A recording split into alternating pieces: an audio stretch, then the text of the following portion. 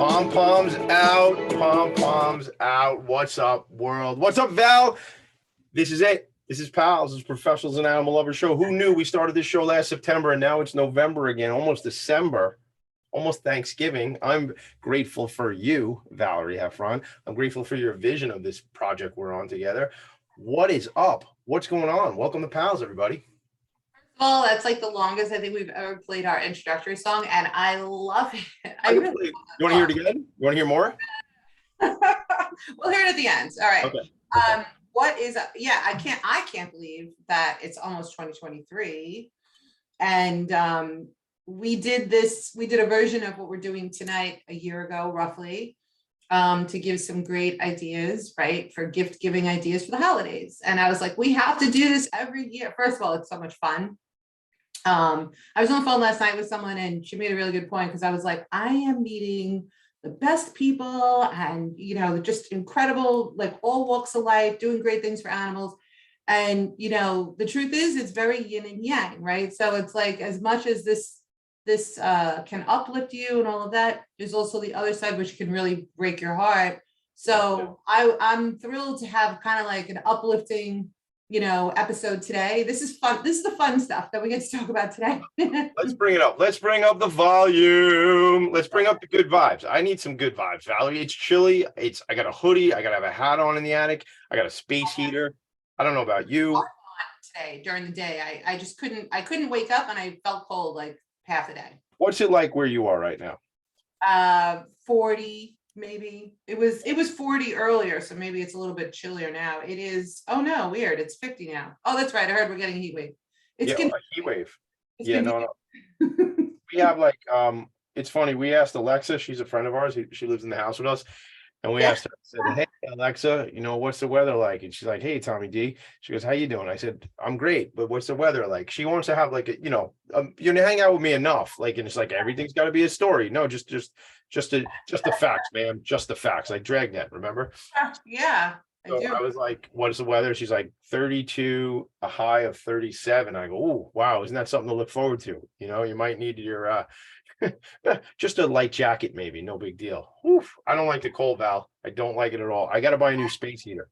Yeah, I hate it. I actually wasn't expecting it to get this cold this quickly. But anyway, so that reminds me, we bought this really cool, actually, you might have seen it. We bought a really cool new vest jacket for Jovi. We're yet to bust it out though, because to be honest with you, like high 30s and, you know, low 40s, it's fine. He's got his winter coat on already. Like, anyway, so, oh gosh, I don't even know what gifts. You wanted to tell me, you said, you know, it's a good time of year, right, to talk about gifts. So first of all, I have to start off by just saying that, you know, this is a really hectic time of year for everybody, but also it's a really hectic time for rescues and shelters. And a lot of people decide to bring an animal into their home this time of year as like a gift, or they want to surprise their kids, or, you know, and that's, in my mind, that is a great thing. However, what you don't want to do is just, let's say, you know, gift someone a kitten or a cat that wasn't like expecting or planning for one and all of that. But the upside, right, is that if you have thought about volunteering or fostering, now is a great time, or even making donations. You have some old towels, you have some old sheets. Now is a great time of year. Not that it's a bad time of year, but you know what I'm saying? Like there's definitely an uprise in volume, which extends to an uptick in their needs at the shelters and rescues. Okay, so I thought I'd start with that. That's great. So do we want to shout anybody out specifically? I mean, certainly Regina, Camp of Happy Tales NYC. Regina, we love you. Regina has an event coming up next Wednesday. I may not be in New York next Wednesday, so I'm gonna miss it, but she has her gala, her holiday event. So check out Camp Happy Tales NYC. Who else you want to shout out some of the rescues, Val? So I have a list of rescues that I was gonna reserve for a little later, or we could do it now. It's fine. Let's go. Do it later. Oh, okay. All right, sorry. Run the show. Do it. Let's do it. All right, so I was actually going to begin with something that's a little bit, I guess, different, but I love it, right? So forever and ever and ever, as far back as I can remember, my mom used to always stop into a thrift store in Roslyn. It was like on the main strip of Roslyn, and they really had great stuff. So as many of us are aware that recycling, upcycling, and purchasing things that are lightly used is a great way to, A, you're going to find like unique things, right? B, you're going to save money, or maybe that's A and the other one's B, whatever. And then, and C, it's also great for the environment, but there's a great thrift store in Freeport, New York, and they donate a percentage of all sales to local rescues. So I just want to give them a shout out because you know what, they work really hard. They're open 7 days a week. They've been doing it a long time and they have great stuff. I stopped in there when I was in New York. I got 2 of these, but just to give you an example. See this? Can you see this? Yeah, it's a glass. That's like a brandy snifter, no? Yes. So this is a crystal snifter. It was a pair. And it's heavy. I mean, you can't tell the weight from the show, but anyway, 2 for $6. Hold on. I can't tell the weight. I couldn't tell the weight looking at it. How about the people that are just listening? She held the brandy sniffer for all those. I mean, but it really is beautiful. I mean, it's legit crystal. You can see all of the carvings in it. And like beautiful. 2 for $6. Okay. So I was like, shut the front door. Shut the front door. And then, you know, of course, like if you give them a 10 or whatever, if you're so inclined, you can just say, you know, throw the rest of the money to the animals. And it's really, really worth checking out. They have clothes, they have housewares. That's my favorite. I cannot resist glasses, plates, dishes, vases, forget it. Well, let's call them out. I think I might have found it, but let's call them out by name. Pause for a Cause. Pause for a Cause. Yep. Fort New York on Main Street, I believe. Yeah. I found 78 South Main Street. So Yes. check it out. So there's a phone number here. I don't see a website, gang, but 516-232-8563, 516-232-8563. Or check them out, 78 South Main Street, Freeport. Yo, I don't know about you, Val, but I'm like, when it comes to like garage sales or thrift shops, I'm like, I love that stuff, man. You know, and it was even love it too, yeah. Because you really do get great deals. Have you ever done one for yourself? I've done garage sales. I've never had a thrift store. Although if you come to the attic, it might look like a thrift store some days. No, but we did a garage sale before we moved from Florida to here. And I have to tell you, it is a lot of work, but you really do feel like at the end of the day, you're like, wow, we just got ripped off. Yeah, but you know, it's funny because it's funny that you think you got ripped off because like yesterday I was driving somewhere, it was Sunday, and it's funny because people decide after the garage sale that everything they wanted 5 or 10 or 12 bucks for now is on the curb. So it's funny. Or you go to Craigslist. I like to look at Craigslist, and you look at Craigslist and it's like curb alert, and it's like the leftover from the garage sale is now on the curb. So I don't know how ripped off did we get, you know, but I know because we think that things are worth the money, but no, I know, but on the flip side, I guess what I'm saying is like you legitimately can get great deals at any garage sale because yeah. And you know what? Credit to all those picker people because you know what? If they can make money off of the stuff we couldn't sell, you know, good for them. 100%. Okay, so really interesting because I know someone who's involved with the following organization. But you know, we're all about humane education, teaching kids at a young age, you know, compassion and things. So I really wanted to give a shout out to this organization. The website is Teach Heart.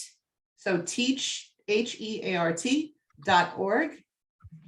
And you'll see that they have a list of humane education books with a couple of different categories. And one of them, of course, is animals. Oh, wow. And I love, so if there are children in your world, like my cousin has two beautiful children, they're young. This is right up my alley to present them with a book that I know not only will they enjoy, but it comes with a really valuable lesson.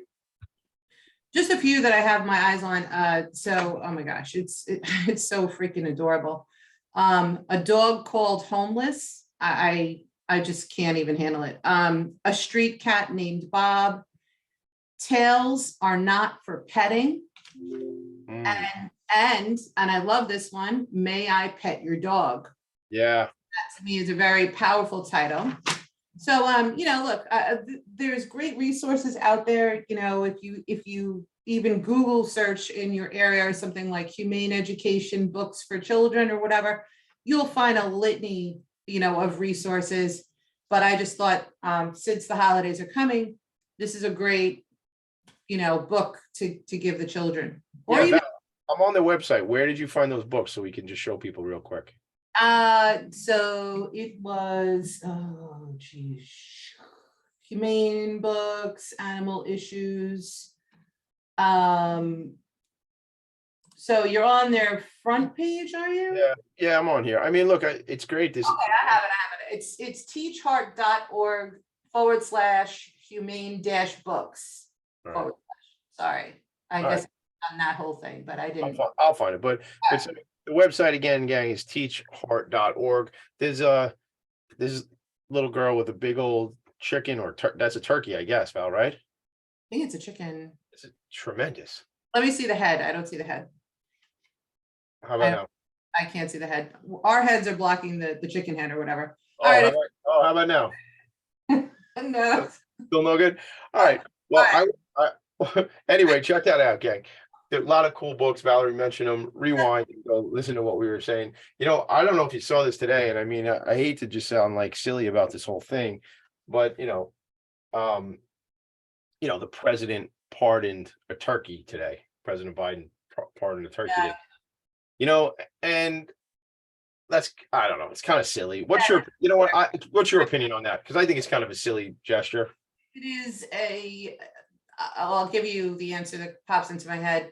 It is as meaningful as how almost every single year, I shouldn't say that, every single year, almost every politician will plant one tree, like a sapling or something.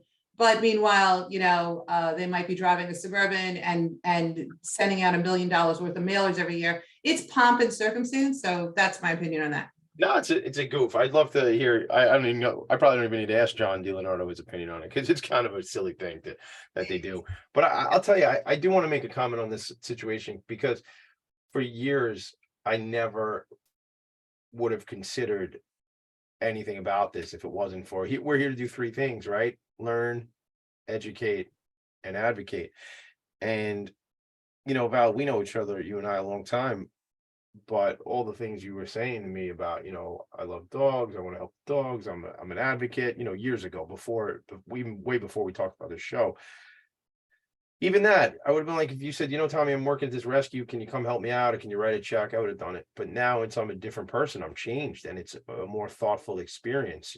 You see a lot of organizations in the last couple of weeks collecting and donating turkeys.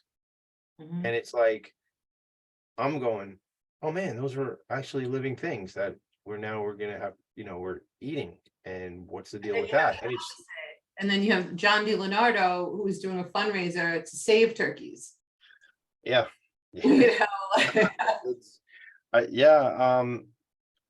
It's it's an evolution, I think, for all of us. I mean, just thinking, like last week we had Mandy Vara on the show, and just like seeing her save those goats and things like that, and she meets that goat, and then the pig that fell off the truck, right? Isn't that how she got the pig? Like, it fell off a truck, and they just kept driving. It's interesting, like, you see the world differently, like, you're more thoughtful about when you order food, you know what I mean? I am. I mean, I was on the phone with someone last night. You know what she said to me? And this is such a true line. I said to her, I go, something happened. The animals will change you, literally. And like, once you see things, or once you understand things, it's like you can't unsee it, right? she goes, oh yeah, it's like the mafia. She goes, you're never leaving. You can't leave. It's like, I'm like, great, okay. So all right, let's continuing down the book theme. I have to mention, of course, our friends at Joey's Paw, Charlie and Tanya Dival. Rhymes with Bible. I didn't. I looked up and I saw your hand pointing at me. I go, I think I'm supposed to say that. Completely unrehearsed, everybody. No, it doesn't have to be. It's one of those things. It's like a mantra for us right now. It's just, like what? Why? What's with the awkward silence? We'll do it again. sort of like, Charlie and hey, Tanya hold on, Dival. let me try this. Val, and everyone wins. Right, especially. Yeah. You can't even do it. It's like a Pavlov dog situation. Joey's Paw. We'll get them on. A coloring book for kids or adults. It's called Bow Tie Boon. And for anyone who doesn't know, Joey's Paw, PAW stands for prosthetics and wheels. They donate prosthetics and wheels to animals in need. And they're a 501c3. So the monies that they profit off of the coloring book goes directly back into their organization. When we had them on as guests over a year ago, they had helped over 1,000 animals, mostly dogs, but other animals too. I think they had an iguana and definitely cats as well. But they're donating to animals in shelters and rescues that literally don't have a leg, or they might be missing 2 legs. Their dog Boone was a victim of abuse, lost his hind legs to abuse, and is a therapy dog. He's beautiful. I have to meet Boone. You see, like this is actually, I put into one of the baseball card holders. There's 2 of them on my desk, right? Wrapped up with a piece of tissue paper that was supposed to go into an envelope to go to South Carolina. About 6 months ago. So let me put them right back where they were. So I'll make sure they get out. I have to say that did cross my mind. Okay, so next up, I have the idea or the subject of getting a portrait done for either your own pets or, again, in the spirit of giving, right? If you know someone, and you know what, it could be someone who lost a pet, a year ago, 2 years ago, or what have you. But most people who are pet people, they put their animals up on Facebook and Instagram like all the time, more so than themselves by usually a long shot. And my point is, like, you could do it one of 2 ways, right? You could contact a portrait artist and get a gift certificate for a specific size painting, if you will, or drawing, or a photography thing. But or you can I'm sorry. Oh, so right. Okay. So you could buy them like a gift certificate so that they don't have to have it in time for the holidays. They can use that at like any time, Mhm. or you can talk to your friends or your husband or whatever and ask them what they want. Right. So some people may not want like a big giant thing. They might not know where to put it, but they might want like a 5x5 or something for their desk. Richie, wallet size. Remember, like school pictures, you would get wallet size. Can give me like three 8x10s and give me like 6 wallet size for the grandparents. Yeah, but what a great gift. I mean, even like, if your dogs and cats are still with you or whatever, you can certainly, just have it up. It's a talking piece of pride, and it's a happy thing. We had 2 friends that we want to shout out. So, I put John Dingley was one of our guests last year. Right about this time, in fact, we had him on, I think, because I met him through Horse Ability. And then, we had him on the show maybe October-ish, November-ish, and then we had him back on for this segment to talk about, gifts and things like that. So I shared John's, or I guess, what do I do when I tag John? I guess I just did on Facebook. Yeah. And then obviously you guys can check out our friend Raquel Serafino, Rockstar Art on Instagram, RAQSTARART on the Instagram. Please, Val, continue. We also had, kind of in the same vein, only it's photography, not painting portraits, but portraits nonetheless. Richie Schwartz, who's been a pet photographer for forever and ever, and has won many awards. And his website is petsphotography.com. So this is a little different. This is this is more localized, right? So you have a friend maybe in Long Island or Queens, and they're in love with their dog or two dogs and cats, whatever. You can bring these animals to his studio and he photographs them, and you pick out which one you love best. Probably a hard choice. You'd probably, Val, how many do you think you would buy? Only all of them? I know, right? I'd be like, oh, it's impossible to choose. But well, then again, I don't think he would ever capture my cats in a picture. They'd be like, "Meow." They'd be like, gone. But you have to, he'd actually have to come in and take photos. They don't really go on the road, right? The cats so much. No, they do not. They're not travelers. Yeah. I've heard rumors. I know someone who claims that he has one cat that loves the car, and I'm like, Why how? is that not common? Cats usually don't like to go in a car. First of all, they just don't like being in any different environment. Yeah. Like they don't like change. That's why the outdoor cats, like if someone's feeding an outdoor cat and then they move and they don't get someone to take over their feeding, those cats are kind of screwed. They're kind of like gonna have a hard time to survive, because that's their neighborhood. They know where to take shelter. They know, they're safe from hopefully other cats that are territorial, and they're not going to get fought for their territory. They have their system in place.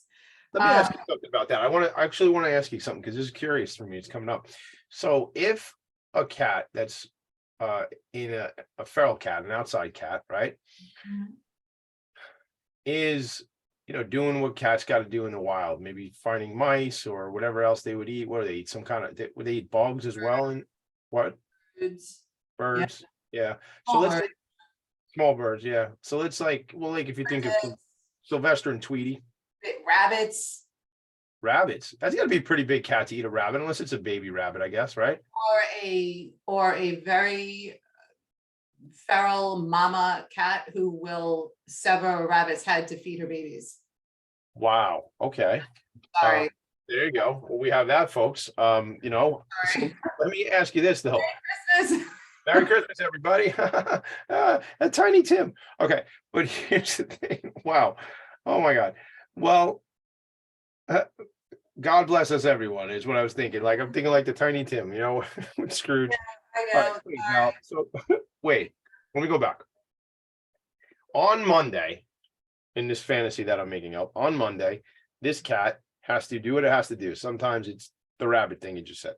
And then on Wednesday, Susie Q, this is a lady who lives in the neighborhood, Susie Q, she starts to feed the cat, right? And let's say, just to make it like a really nice story, Susie Q has to move to the other side of the country on business. Nothing happened to her. She got a new gig. She's got to move. And that cat, she didn't move right away, because let's make it a few weeks, a few months, whatever. The cat gets into the routine of being fed. Do you think, or do you know, can that cat now go, oh, all right, Susie Q's gone, I guess I got to go out and find mice again? Or now what? Like, are they trained? Do they kind of forget? So it's a great question in terms of how long it takes for a cat to really rely on you. I'm not certain what that answer is. It may depend on the cat as well as the age of the cat, but I will say this. When we were in Baldwin, the mother of my Phoebe, beautiful cat, her name is Chex. I just checked in with the woman who I got to take over to be the feeding source for her. She's doing great, by the way. But anyway, or Chex? both. Both. But, yeah, and like I will tell you, I pretty much had a solid routine. Like it was like, feed at 7, right? Morning and night. I'm telling you, on the occasions that I was late, like let's say Barry and I went out to dinner or whatever, this cat was like waiting for us, like you're late, like tapping a wristwatch, you know what I mean? I just think like Heathcliff, like with Garfield, like Heathcliff takes out the pocket watch with like the flat cap, and he's just like, what are you doing here, kid? Where's my food? Where's my platter? What's the story? They're very reliant, and look, they're like us. They have routines too. Sure. You know what I mean? So it is extremely, what concerns me the most is like, if you have, like, I know a situation right now that someone confided to me over the weekend. Their elderly aunt has 5 outdoor cats that she has been feeding and taking care of for years and years and years. And now she has to move into an assisted living facility. And yeah, So now it's like, oh my God, what are we gonna do? You have to find a neighbor, otherwise we're gonna have a real issue. But like, when now you have 5 cats, they're used to being taken care of. They're gonna fight each other. You know what I mean? Like, yeah. or they're gonna wander off into another territory. And unfortunately, there is such a huge overpopulation and exploding of population going on that they're most likely going to encounter other cats that are like, this is our turf, beat it. And then they're either gonna have to fight them, or they're gonna have to roam around and find something else and potentially starve. This is the sad part. It makes me Did you ever nuts. see, let me ask you a question, because this is a very important conversation, very important part of the conversation. Did you ever see the movie The Secret Life of Pets? Yes. I think you should see it again. It's a great movie. And I have I It have is. I have 4 children, as you know. One specifically likes to watch movies again and again. And I like to watch movies again and again. So it's good. But I remember there was like those gangster kind of cats. Like there was like badass cats, like where like if you were a house cat, you better not get like caught up in the, you don't want to get caught up in certain circles, right? It is not a conducive situation for them to live a happy life. But in general, outdoor cats have it rough outside no matter what. Just think about how cold we are. We're inside of these heated homes, and we get to choose our clothes and everything else. Yeah. Imagine being just outside all the time. I want to ask you that too. So you talked about Jovi, and you talked about Jovi's already got his winter coat out, which is I look, when we had Mickey Michelob Light, my Nana even made him like a sweater. We bought him a lot of stuff back then. He's tiny. I mean, Val at his best, he was like 8 pounds, 8.5, 8.5 pounds, no big deal, right? So the thing though is, I'm kind of curious about the jackets, the coats, the accoutrements that I guess that's my question. Do they need them? I mean, in the wild, obviously nobody's selling jackets on the corner for all these. That is true. And I will tell you, I don't consider myself an expert on this, but I will say really quickly that you had a Chihuahua. Now, ask yourself this, where are Chihuahuas really from? I don't know. Look, I would, my gut says Mexico, but I have no idea. Cause like, Right.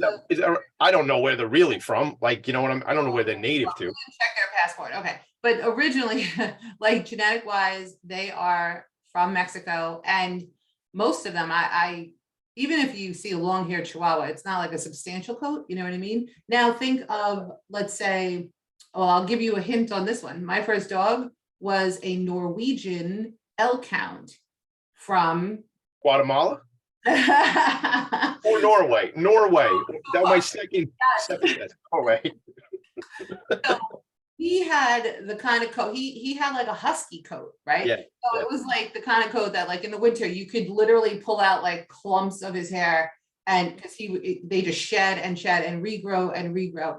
So I do think that has something to do with it. Like, I think nature's incredible, really. I think that nature gives you kind of like the tools and equipment that you need to survive in that area. Like if you think desert animals, they're very different than Arctic animals.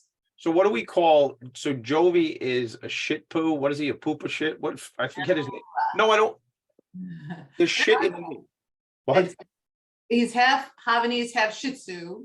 So, we call him a Hava-shit. No, a Hava shit. I knew there was shit in there somewhere. I knew that was Hava shit. So let's talk about that. Like, where do you think his breeds would be from? Like, that the fact that you got to give him a coat. Like, do you think in terms of like, if you go back to that Norwegian dog, what was it called? Norwegian what? Elk hound. All right, so that dog, if you had that dog on Long Island, let's say, or if you had the dog in South Carolina, that dog probably doesn't need a coat versus Jovi doesn't. Do you think? So, okay, so 2 things. First of all, when I say that Jovi has his winter coat, I'm actually just referring to the fact that we've grown out his fur for this particular season. In the summer, we give him a shorter cut. It's cool. it's like what men use, the buzz cut thing, right? So there's like different numbers, 1, 2, 3, 4. Yeah. Okay, so whatever the shorter one is, I think we give him a 4 haircut normally. Yeah. I have this is like 11. Okay, so now he's got like a longer. We just haven't really cut his hair lately. I didn't understand. I thought you meant the coat when you said that. We do have a couple of coats for him, Right. but that is when it is just like ridiculous, like, 20 degrees outside. And you can tell when your dog is cold because they shake, they shiver, just like we do, right? And they don't really want to stay outside. They're like, whoop, pee, whoop, back in. So, but to answer your question, so the Havanese they're traced back to Havana, Cuba, Havanese, and Shih Tzu, I believe, is Chinese. I'm pretty sure the Shih Tzu. So China's massive, so who knows if it's cold where they were from or warm where they're from. I have to look. yes. So we just grow out his hair longer in the winter. Now I understand. Okay, totally got you off your game, Val. Can you? You got a roadmap? Need directions? I can actually lead right in. So if you want to give a gift to an animal, a dog or a cat specifically. So let's say, for example, this is one of the reasons I see the world differently too, since I started getting involved with the animals. There is something called a cat shelter. Mhm. So if you're feeding cats outside, it is really important and a wonderful thing to provide them with a safe enclosed space to protect them from the elements. Okay, so that they're not crawling up the wheel well of your car, or you're not going to find them in your shed, or, God forbid, worse, right? So they have these, you can find them pre-made a lot of times. They're just basically like those styrofoam igloo coolers, and someone will carve a circular hole out of the side of it and then stuff it with straw. Very important. Don't put towels, don't put blankets, don't put hay, because all of those retain moisture. So it's kind of going to have the opposite effect, but the straw repels the water or snow when it melts. And then they will go in there. I've seen it, I've done it. It is pretty amazing. You can also make those. You can, if you just Google like cat shelter, outdoor cat shelter, you'll see that they're really easy to make and they're cheap. You can buy one for like 25 bucks. You can make one for probably like $8. Yeah, I see a couple different versions. So yeah, one certainly looks just like a cooler. It's like red with a white lid. Actually, this one is probably made. Best outdoor all season feral cat house. I'll share that one so you guys can see it in a second. And then the other one is like, you know what it looks like, Val? They just use the tub. The tubs like that you use to store things. Like The plastic yeah, one. they cut a circular hole in the outside and they put a bunch of straw in there. And, Yeah. oh yeah, these are pretty easy to make. Actually, this is I never made one, so I shouldn't make it sound that easy, but like I feel it's pretty easy. I mean, I have people that would do it for me because it's not really my skill set.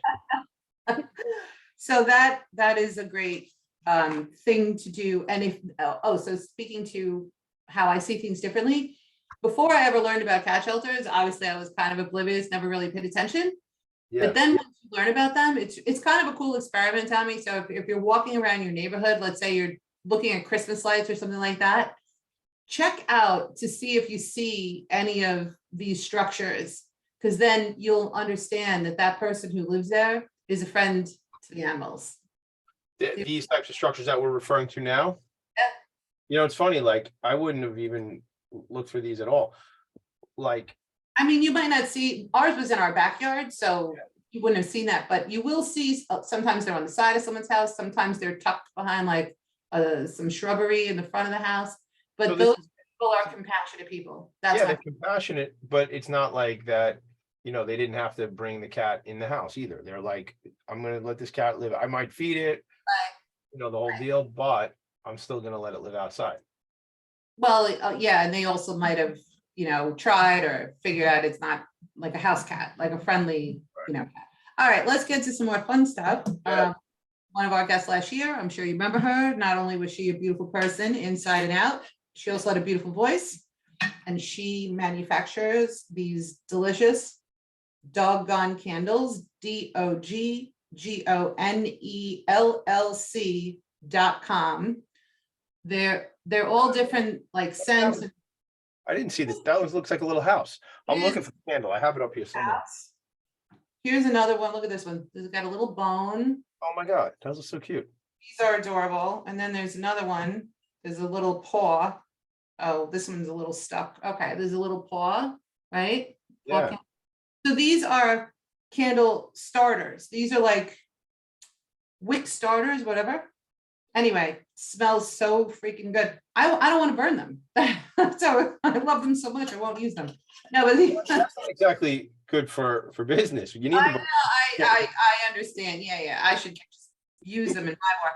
But anyway, so Tiffany from Doggone Candles, she also donates back to rescues and Joey's Paw. They're friends.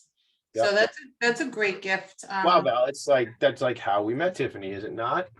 Yeah, yeah, it is. You're I'm right. sharing the website, so check it out. So go to doggoncandlesllc.com, which is a terrible way to pronounce this, so you'd find it. DOGGONE candles LLC.com. Small batch, eco-friendly, small business. Look, all due respect to big business, but you know what? Help out your neighbor, help out your friends, help out people who are compassionate about the animals like you are, and support those who are supporting the animals. And obviously, there's the give back, and she helps animals in need. Oh my God, they got a Christmas story. Got new flavors, Yeah, see, not flavors. Fragile. So what it was called Fragile Down. So you remember Fragile from the movie when he gets the thing, which is the leg, you know, the leg with the garter belt on it, the father in the Christmas story. And he goes, Fragile. It must be Italian. But it says fragile on the box. You remember this movie? You'll shoot your eye out, kid. All right, you're gonna kill me, but I don't think I've seen that movie. You've never seen A Christmas Story? Oh, I know it's weird. Okay, Ladies and gentlemen, we're gonna have to end this show early tonight because Valerie has some homework to do. For reals? Oh my gosh. All right, we'll talk about that later. one I have not seen, but don't yell at. I didn't see The Godfather until I was in my 30s. I'm not gonna yell at all. I'm very mellow. It's Monday. Mellow Mondays. It's all good. Oh my goodness. All right, so actually, I think we're almost at time with this, but getting back to the doing something great for like your own pets or for a pet parent. Cannot tell you from personal experience how much our dog loves the treats from the canine shop. Okay. I mean, you're talking to a family like pet parents who have given him everything, right? We've given him, well, we don't do it anymore. We used to bring home like a bone from a steak if we shared a porterhouse or something like that. And then we learned from our friend John Devereaux, the clinical pet nutritionist, that's a big thing. Never, ever, ever give your dog cooked bones. Okay, fine. We went to the canine shop and we're surrounded by the most like unique and legit treats that dogs love and would actually devour if they were in nature running wild. So we got him a couple of treats from there and they have such a selection. I just think it's like, we could talk about giving them toys. We could talk about obviously giving them clothes or like a cute, outfit or antlers, right? And that's all well and good and fun and makes great pictures. However, if you want to give your dog what they really, really, really want, it is that. It's food. Well, I think I want to, so I just shared, obviously, Rob Tucker, we love you, our friend, big supporter of a lot of the work we're doing. Really fun stuff. We're going to collaborate on going into 2023 to be continued on that whole thing. Everybody, you'll hear about it. But I just think I agree with everything you said. But as I understand it, I was talking to Jovi the other night, and that's my train, so I have to go in a minute. But I was talking to Jovi the other night. It was you were asleep. He texted me. I said, "What's up, Joe?" The whole thing. And he said he wants a little brother. He said he wants another dog. I'm just saying, so he probably, you're right, that he likes the food from the canine shop. But you know what? For a year and a half or so, you've been trying to get me to adopt a dog. So I figure for the holidays, I would give you one right back. Heffron, there it is. There it is. How you doing? I think you're right.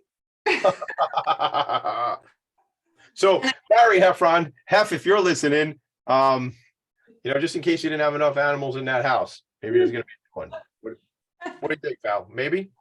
You're in trouble. I don't live there, man. I'm good.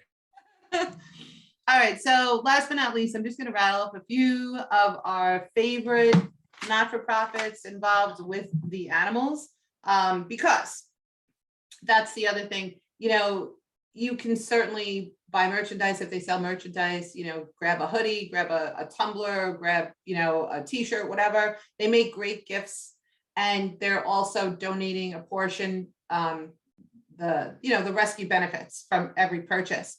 However, not all rescues sell merch, and a lot of it may be that they don't have the time or sometimes the money to build out their website and coordinate all of that, or maybe they're on their way to do so. But regardless, you can also make a straight donation. Like I'm really, what do we really need, right? I'm speaking for myself. I'm not a decamillionaire or anything, but like when it comes to like, hey, what do you want for Christmas? What do all of us really need? You know what I mean? Like I can't really think of, and I can tell you what I want. I have my eyes set on like on some dishes. Yeah. Yeah, there's one thing. There's like one thing I want. I was at so I met a woman, and if I'm not mistaken, her name is Doreen, I believe. Okay. She works at London Jewelers, and our friend Candy Udell, right? Shout out Candy. I was over there visiting because I lost my wedding band a bunch of years ago, and it's David Yurman, and I like David Yurman stuff. So they had, this is Tiger's Eye. And I said this on last week's show. When I held that up, everybody, it's actually a stone. It's a little ball, like a marble. I was not holding up a tiger's eye, which would have been a terrible thing to do on a show all about animals. So they have, I wear those bracelets, Val, like the little beads, and they have a really nice tiger's eye bracelet over here at London Jewelers, not too far from where I am. And it's on a piece of wire. Because the thing about those bracelets, the ones a little beaded, they break a lot because when you stretch them, put them on, take them off, it ends up, the rubber snaps pretty often. So, and like pretty easily actually. So I want that bracelet. So like, and I knew I should get a new wedding band. That's why the whole story started. But I agree with you. Most of us don't need anything. We have things, maybe we want more stuff. I certainly know children in our lives want more stuff, but we don't really need things. So your point is, I think, is find a local rescue or local nonprofit or organization that is supporting the animals.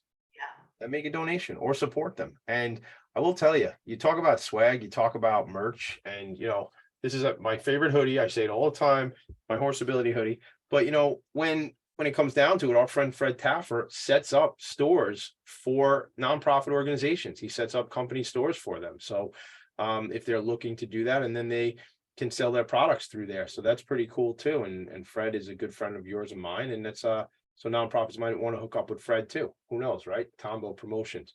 So I don't think you hit your whole list of all the ones you wanted to hit upon. Did you miss any rescues that you wanted to mention on there? So you did mention Black Sheep Retreat Sanctuary. I mentioned Mandy. I didn't mention the organization, but shout it out, please. Yeah. She's amazing. She's the one that gave up her entire life as she knew it to save animals. She now has a retreat in Mexico, and she actually, get this, she actually just took a dog. She found the dog the perfect home in Massachusetts. So now she transported this dog from Mexico to Massachusetts, and then ran back, drove and flew back to her sanctuary so she could, care for the 20 animals that she has there.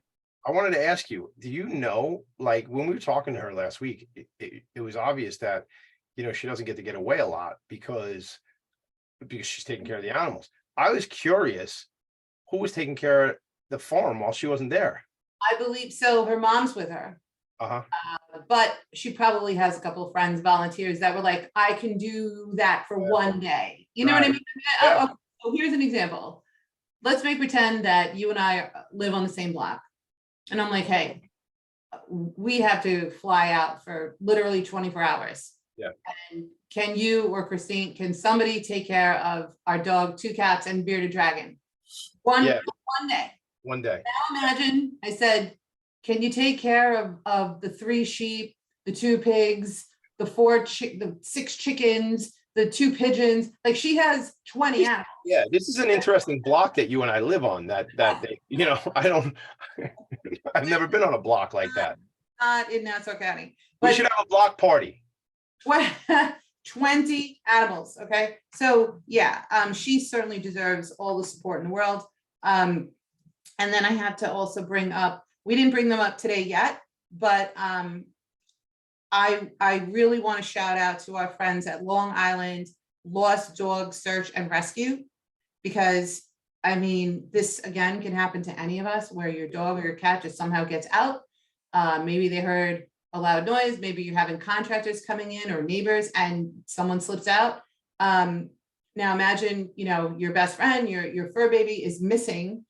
They help you find it, and they don't ask for money up front, and they are so committed. Like, I've seen them spend weeks, even months, trying to hunt down one specific animal, and they set traps and they use infrared technology and they have drones, and they're out there at 2 o'clock in the morning sitting in their truck watching cameras, so that if your dog or cat does get trapped, they're not going to be just sitting in a trap for 8 hours until someone can go check on it. I mean, they are relentless. They have a tracking dog, Winston, and they really, really deserve the support. So if you're in a giving mood, and I'll tell you right now, if someone wants to give me a gift and you made like a donation in my name to that, I would be so happy. I'd probably cry. That's how happy I would be.